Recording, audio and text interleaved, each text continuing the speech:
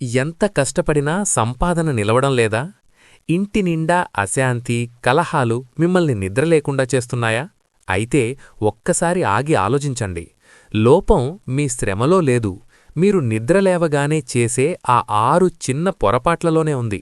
అవును, సాక్షాత్తు ఆ జగన్మాత మహాలక్ష్మి మీ గుమ్మం వరకు వచ్చి లోపలికి రాకుండా వెనుదిరుగుతోందంటే దానికి కారణం మీరే. ఈరోజు ఈ దృశ్యకావ్యంలో మనం చర్చించబోయే ఆ 6 అలవాట్లు మీ జీవితాన్ని ఎలా సర్వనాశనం చేస్తున్నాయో తెలిస్తే మీరు దిగ్భ్రాంతి చెందుతారు. ముఖ్యంగా 6వ అలవాటు.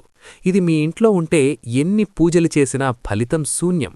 మీ దరిద్రాన్ని తరిమికొట్టి అష్టైశ్వర్యాలు పొందే రహస్యం ఇప్పుడే మీ ముందు ఆవిష్కృతం కాబోతోంది.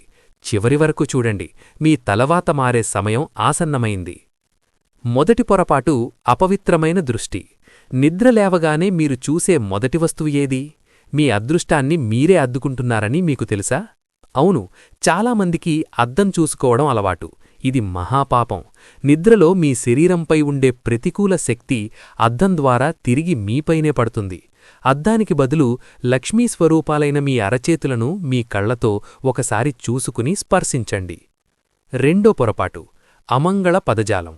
నిద్రలేవగానే చిరాకు పడడం, ఎవరినైనా నిందించడం చేస్తున్నారా? నోటి నుండి వచ్చే ప్రతి పదం ఒక మంత్రం. ఉదయాన్నే తిట్టడం అంటే సాక్షాత్తు సరస్వతీదేవిని అవమానించడమే. మీ నోటి వెంటే దరిద్రం వస్తోందని మీరు గమనించారా? అవును, శాంతంగా ఉండండి. దైవనామస్మరణే మీ ప్రథమ కర్తవ్యం. మూడో పొరపాటు ఎంగిలి పాత్రల దర్శనం. వంటిల్లు అన్నపూర్ణాదేవి నిలయం. రాత్రి తిన్న ఎంగిలి గిన్నెలు ఉదయాన్నే దర్శించడం వల్ల ఇంట్లో ఆర్థిక ఇబ్బందులు తప్పవు. మీ వంటగది మీ పతనానికి కారణమవుతోందా? రాత్రే శుభ్రం చేసుకోండి. ఉదయం పరిశుభ్రత ఆ తల్లికి ఆహ్వానం పలుకుతుంది. నాలుగవ పొరపాటు సూర్యోదయం తర్వాత నిద్ర. సూర్యుడు ఉదయించినా ఇంకా పడకపైనే ఉండటం దౌర్భాగ్య లక్షణం. బ్రాహ్మీ ముహూర్తాన్ని వదిలేస్తే మీ జీవితంలోని సువర్ణ అవకాశాలను వదులుకున్నట్టే. అదృష్టం మీ తలుపు తడుతున్నా మీరు నిద్రపోతున్నారా? సూర్యుడికంటే ముందే మేర్కొనండి. ఐశ్వర్యం మిమ్మల్ని వెదుక్కుంటూ వస్తుంది. ఐదవ పొరపాటు చీపురు మరియు నూనె పాత్రలు. నిద్ర లేవగానే కంటికి ఎదురుగా చీపురు ఉండటం మహా అశుభం. అది మీ పనులకు విఘాతం కలిగిస్తుంది. మీ ప్రయత్నాలు మధ్యలోనే ఆగిపోతున్నాయా? చీపురును కంటికి కనపడకుండా ఉంచండి. మీ దృష్టి కేవలం శుభవస్తువులపైనే ఉండాలి. ఆరవ పొరపాటు దీపారాధన లేని ఇల్లు. స్నానం చేయకుండా, గడపకు పసుపు కుంకుమ పెట్టకుండా రోజువారీ పనులు మొదలుపెట్టడం. దీపం వెలగని ఇంట్లో అపవిత్రత, అలక్ష్మి తాండవిస్తుంది. మీ ఇల్లొక దేవాలయంలా ఉండాలంటే ఉదయాన్నే దీపం వెలిగించండి. చీకటిది తరిమి వెలుగును ఆహ్వానించండి. ఏడవ పొరపాటు పితృదేవతల ఆగ్రహం. మీ మూలాలను మీరు గౌరవిస్తున్నారా? అవును, పెద్దలను గౌరవించని ఇంట లక్ష్మి నిలవదు.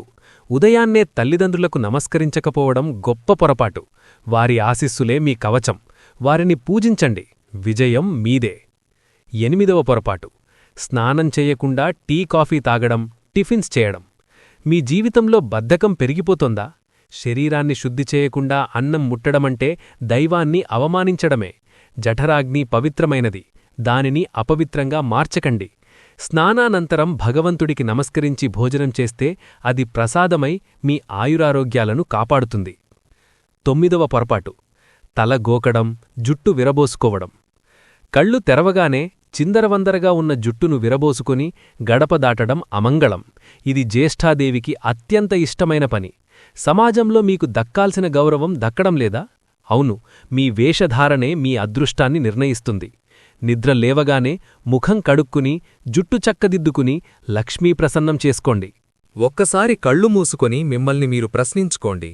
ఇన్ని సంవత్సరాలుగా మీరు పడుతున్న కష్టం, మీరు పడుతున్న ఆవేదన, రాత్రిళ్లు కంటిమీద కునుకు లేకుండా చేస్తున్న ఆ ఆర్థిక ఇబ్బందులు, ఇవన్నీ కేవలం మీ తలరాతేనా? లేక మీ దైనందిన అలవాట్లలో దాగి ఉన్న లోపాలా? ఎందరో మహానుభావులు, మన పూర్వీకులు తెల్లవారుఝామునే నిద్రలేచి, స్నానాదులు ముగించి దీపారాధన ఎందుకు చేసేవారో ఎప్పుడైనా ఆలోచించారా? వారు నేటికంటే తక్కువ వనరులతో ఉన్నా ఎంతో ప్రశాంతంగా, నిండు నూరేళ్లు ఐశ్వర్యంతో ఎలా వర్ధిల్లారో తెలుసా? దానికి కారణం వారు ప్రకృతితో, దైవంతో అనుసంధానమై జీవించడం. మనం ఆధునికత పేరుతో ఆ మూలాలను మరిచిపోయాము. అందుకే ఈనాడు ఎన్ని విలాసాలు ఉన్నా మనస్సులో ప్రశాంతత కరువైంది. అదృష్టం మీవెంటే ఉండాలంటే మీ అలవాట్లే మీ ఆయుధాలు కావాలి. నిన్నటి వరకు మీరు తెలియక చేసిన తప్పులను ఆ పరమేశ్వరుడు క్షమిస్తాడు. కాని ఈ రహస్యాల తెలిసిన తరువాత కూడా అదే తప్పులను పునరావృతం చేస్తే అది మీ జీవితాన్ని మీరు చేజేతులా చీకటిలోకి నెట్టేయడమే అవుతుంది. ఈ క్షణం నుండే మీలో ఒక నూతన ఉత్తేజం కలగాలి.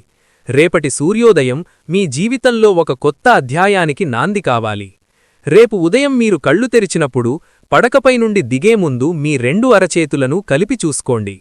ఆ చేతుల్లోనే సరస్వతి, లక్ష్మీ, గౌరీమాతలు కొలువై ఉంటారని మరువకండి.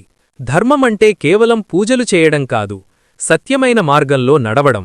ఈ సమాచారాన్ని మీరు తెలుసుకోవడం మీ అదృష్టమైతే దీనిని 10 మందికి చేరవేయడం మీ ధర్మం.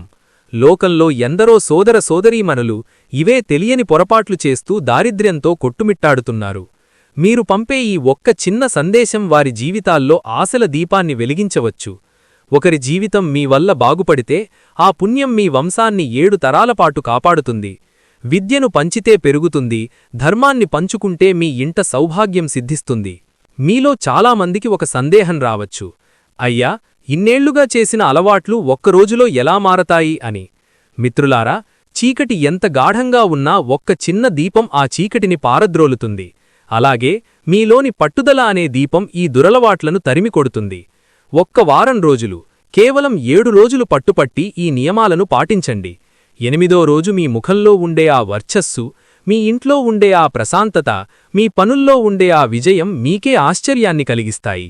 మీ ఇంట్లో వీటిలో ఏ అలవాటు ఉందో, దేనిని ఈ రోజు నుండి విడనాడాలని మీరు నిశ్చయించుకున్నారో కింద మీ అభిప్రాయాలను కామెంట్స్లో నిష్కపటంగా తెలియజేయండి. మీ సంకల్పమే మీ విజయానికి మొదటి మెట్టు. ధర్మం వైపు నడవండి. ఆ మహాలక్ష్మి కటాక్షం పొంది మీ ఇల్లు నందనవనంలా మారాలని ఆకాంక్షిస్తున్నాను. మీ పిల్లలకు చిన్నతనం నుండే ఈ సంస్కారాన్ని నేర్పండి. భవిష్యత్తు తరాలకు మనమిచ్చే గొప్ప ఆస్తి ధన కనక వస్తువాహనాలు కాదు, పవిత్రమైన జీవన విధానం.